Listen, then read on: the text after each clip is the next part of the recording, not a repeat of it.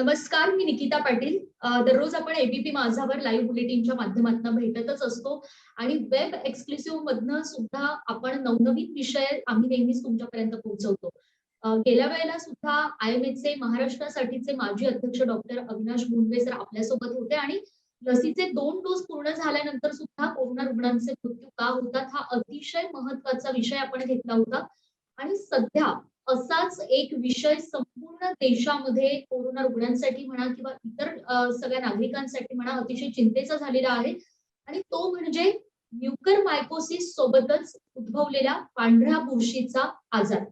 हा आजार नेमका काय आहे, त्याचा धोका कसा आहे, तो नेमका कुणाला होतो, यावर आज आपण पुन्हा एकदा सविस्तर चर्चा करणार आहोत डॉक्टर अविनाश भोंडवे यांच्यासोबत. सर, एबीपी माझाच्या या विशेष मुलाखतीत तुमचं खूप खूप स्वागत. सर, माझा पहिलाच प्रश्न असा असेल की म्युकरमायकोसिस आणि ज्याला आपण काळी बुरशी असं म्हणतो आणि आता हा जो काही नवीन आजार आलेला आहे काळ्या बुरशी सोबत पांढरी बुरशी, त्याच्यामध्ये फरक नेमका काय? म्हणजे नावात तर फरक आहेच, पण एकूणच संसर्ग असतील किंवा लक्षणं असतील यामध्ये नेमका काय फरक? धन्यवाद निकिता.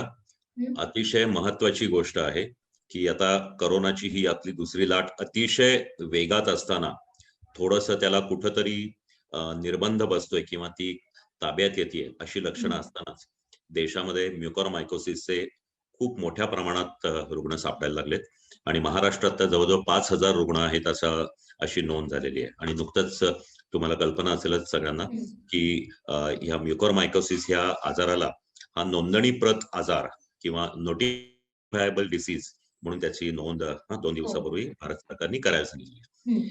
यामध्ये एक महत्वाची गोष्ट अशी आहे की करोनाची साथ असेल किंवा त्याच्यामध्ये होणारा हा पोस्ट कोविड सिंड्रोम मधला म्युकरमायकोसिस असेल, हे सर्व शास्त्रीय गोष्टी आहेत.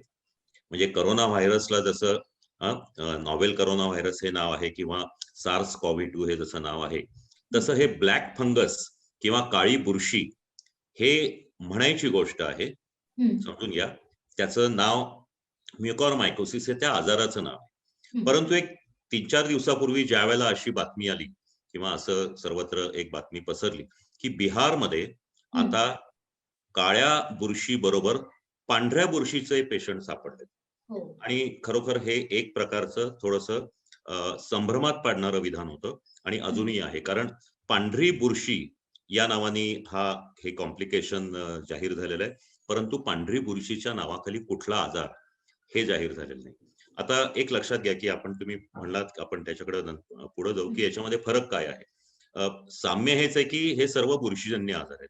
बुरशी म्हणजे फंगस म्हणजे काय असतं की जसं आपल्या जे सूक्ष्म जंतू असतात त्याच्यामध्ये बॅक्टेरिया असतात म्हणजे ज्याला आपण जीवाणू म्हणतो, व्हायरस असतात की ज्याला आपण विषाणू म्हणतो, तसेच फंगस असे हेही सूक्ष्म गोष्टी असतात आणि ते मोल्ड किंवा अशा पद्धतीच्या बुरशीजन्य कणांमधून ते सर्वत्र पसरलेले असतात.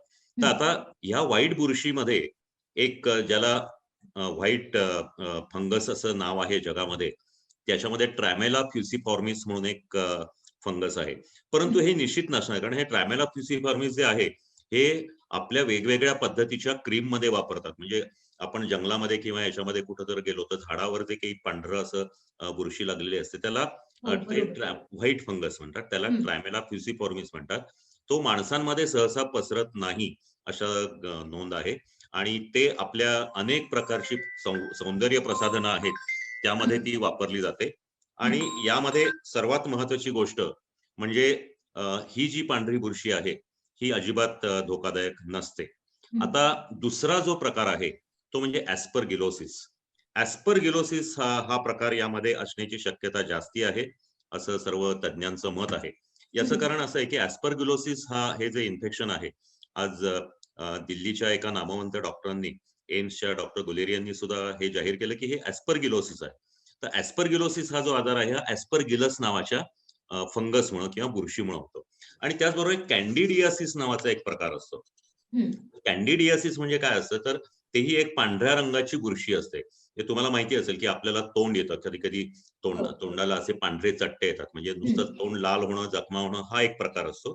आणि दुसरं जे असतं ते बुरशीजन्य तोंड येतं, त्याच्यामध्ये बऱ्याचदा जिभेवर पांढरे चट्टे येतात किंवा ओठांवर पांढरे चट्टे येतात किंवा स्त्रियांमध्येही ज्याला एक श्वेतप्रदर किंवा पांढरं अंगावरून जाणं म्हणतात, ती ही पांढरी बुरशी असते. तर ही बुरशीजन्य इन्फेक्शन ते सुद्धा शरीरात पसरतं. परंतु अनेक वर्ष हे नक्की माहिती आहे, किंबहुना ज्यावेळेला ब्लॅक फंगसचे रुग्ण जाहीर झाले, ज्यावेळेला म्युकरमायकोसिसचे रुग्ण जाहीर झाले, तेव्हाच याबद्दलची चर्चा चालू झाली होती की ॲस्परगिलोसिस हा आजार नक्कीच यापुढे नजरेत येणार आहे. तर हे ॲस्परगिलोसिस इन्फेक्शन म्हणजे काय असतं, तर ॲस्परगिलस नावाचं एक फंगस असतं आणि ते आपल्या आजूबाजूला सर्वत्र असतं. म्हणजे घरात सुद्धा असू शकतं, बाहेर सुद्धा असू शकतं. ते आपल्या शरीरामध्ये नाकावाटे जातं, फुफ्फुसात जातं आणि ज्या रुग्णांमध्ये प्रतिकारशक्ती कमी आहे, अशा रुग्णांना त्याचं इन्फेक्शन किंवा त्याची बाधा जास्ती प्रमाणात होते. हा म्हणजे हे पुन्हा तेच साम्य आहे की प्रतिकारशक्ती कमी, म्हणजे आत्ताच्या संदर्भामध्ये ज्यांना करोना झालाय, ज्यांना करोनाचा आजार झालाय किंवा बाधित झाले, अशा लोकांमध्ये त्यांच्या शरीरातली प्रतिकारशक्ती त्या करोना विषाणूविरुद्ध लढत असते. त्याच्यामुळे एकूणातली प्रतिकारशक्ती ही कमी होते. त्याचबरोबर अशा व्यक्तींना जर मधुमेह असेल तर त्यांची प्रतिकार प्रणाली अजूनच दबली गेलेली असते आणि त्यातही जर त्यांना स्टिरॉइड दिली तर त्यांची प्रतिकारशक्ती आणखीन दबली जाते आणि अशामध्ये ही जी अपॉर्च्युनिस्टिक किंवा संधी साधू इन्फेक्शन्स आहेत हे डोकं वर काढतात आणि ॲस्परगिलोसिस हे त्यामधलं आहे की त्यालाच आपण व्हाईट फंगस असं म्हणू शकतो. आता आता याची लक्षणं जर तुम्ही म्हणलात तर ह्या दोन्हीच्या ह्याच्यामधली लक्षणं जी आहेत यामध्ये थोडंफार साम्य नक्कीच आहे आणि फरकही आहेत.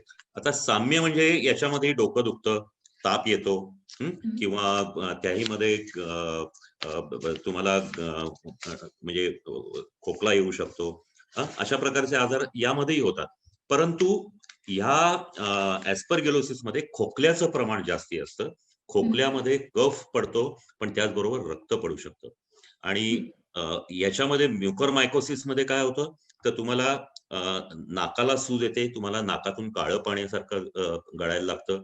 तुमच्या जी गालाची हाड आहे, जिथं सायनसेस असतात, तिथं सूज येते, डोळा सुजतो आणि डोकं दुखणं, ताप येणं हे दोन्हीमध्ये साम्य आहे. तर हा फरक आहे की म्युकरमायकोसिस हे नाकामधून मेंदूकडे जाणारं मुख्यत्वे आहे. म्हणजे नाकामधून सायनसकडं, त्यानंतर डोळ्याकडं आणि मेंदूकडे जातं. आणि कॅन्डिडियासिस आहे हे श्वासामधून आपल्या फुफ्फुसामधल्या ॲस्परगिलोसिस हे आपल्या श्वासामधून, श्वासनलिकांमधून फुफ्फुसामध्ये जातं. फुफ्फुसातले वायुकोश किंवा ज्यांना काही दमा, अस्थमा, ट्युबरक्युलोसिस झालेला असतो, त्यांच्या फुफ्फुसांमध्ये काही कॅव्हिटीज किंवा पोकळ्या निर्माण झाल्या असतात, त्याच्यामध्ये तो जमा होतो आणि तो मुख्यत्वे फुफ्फुसाचा आजार आहे आणि तिथून तो संपूर्ण शरीरामध्ये पसरू शकतो.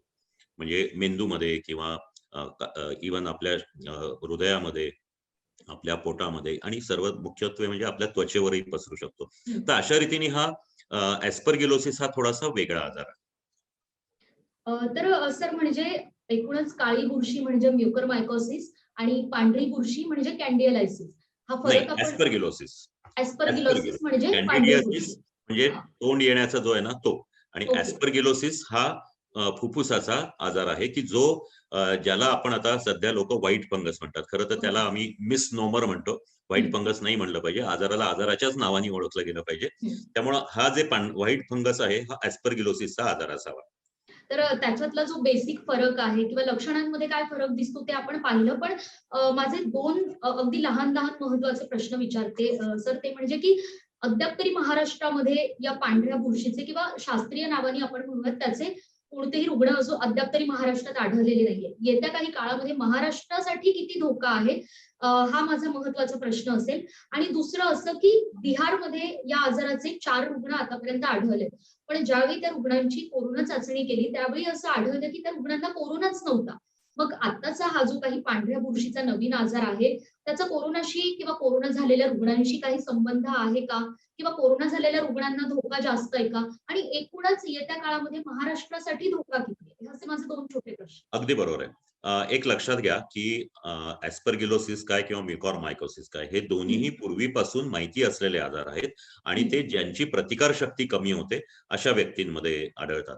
त्याच्यामुळं ॲस्परगिलोसिस आणि म्युकरमायकोसिस हे दोन्ही करोना बरोबरही आढळतील, पण त्याचबरोबर ज्यांना कर्करोगाची ट्रीटमेंट चालू आहे असे रुग्ण किंवा ज्यांना कर्करोगासाठीच म्हणजे रक्ताच्या रोगासाठी बोन मॅरो ट्रान्सप्लांट केलंय किंवा स्टेम सेल ट्रान्सप्लांट केलंय किंवा ज्यांना HIV आहे थोडा वाढलेला म्हणजे दुसऱ्या तिसऱ्या स्टेप मधला, तर अशा लोकांमध्ये होऊ शकतो. आणि सर्वात महत्वाचं म्हणजे हे दोन्ही आजार ज्यांना स्टिरॉइड चालू असतात अशा व्यक्तींमध्ये, डायबिटीस आहे आणि स्टिरॉइड चालू आहे अशा व्यक्तींमध्ये होतात.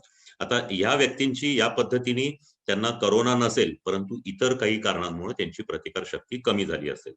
परंतु आता हा धोका आता महाराष्ट्रात आज तरी नाही, आज बिहार सोडता भारतात याचं नोंद झालेली नाही, त्याच्यामुळे त्याबद्दल फारशी काळजी करण्याचं कारण नाही. पण हा जो आजार आहे ऍस्परगिलोसिस हा फंगल इन्फेक्शनच आहे आणि या पद्धतीच्या रुग्णांमध्ये पसरण्याची शक्यता आहे. त्यामुळे आपण याच्याबद्दलची जी प्रतिबंधात्मक उपाय आहेत ते आपण निश्चितच करू शकतो. त्यामध्ये सर्वात महत्वाचं म्हणजे जसं हे चर्चेला गेलं की म्युकोरमायकोसिस हा ऑक्सिजन मधून किंवा वेगवेगळ्या प्रकारच्या अंथरुणातून किंवा काही पडद्यांमधून किंवा जिथं जिथं फंगस साचलेलं असतं अशा ठिकाणून येतो, तसा हा ऍस्परगिलोसिसचा आजार हा जे पाचोळा साचलेला असतो, जो कुजतो पावसाळ्यामध्ये आपण पाहतो अशा ठिकाणी किंवा ओल्या भिंती किंवा कन्स्ट्रक्शन साइट्स जिथं आहेत अशा ठिकाणी आढळू शकतो किंवा धान्याची गोदामं जिथे आहेत किंवा जिथं काही ठिकाणी खूप मोठ्या प्रमाणात धान्य अनेक दिवस साचून ठेवलेलं असतं अशा ठिकाणून हा ऍस्परगिलोसिस पसरू शकतो. त्याच्यामुळं करोनाच्या रुग्णांनी ज्यांना डायबिटीस होता, ज्यांना स्टिरॉइड दिली गेली होती अशा व्यक्तींनी तिथं जाऊ नये. आणि सर्वात महत्वाचं या दोन्ही आजारामध्ये सर्वात महत्वाचं तुम्ही बरे झाल्यानंतर मास्क वापरणं आवश्यक आहे. आणि आता ज्या पद्धतीने दुहेरी मास्क हे केला तर नाकामधून हा जो फंगस शरीरामध्ये जातो तो नक्कीच वाचू शकेल.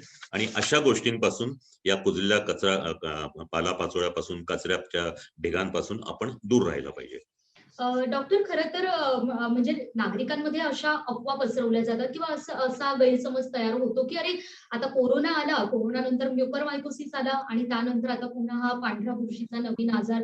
तर कोरोना नंतरचे काही साईड इफेक्ट सुद्धा बघायला मिळत आहेत, जसं पुरळ येणं किंवा मग अंगावर लाल चट्टे येणं. बऱ्याच जणांमध्ये हे साईड इफेक्ट पण आढळले आणि त्यामुळे मग कोरोना आणि कोरोनामुळे आलेले हेच आजार असाच समज निर्माण होतोय, बाकी आजारांकडे दुर्लक्ष होतंय.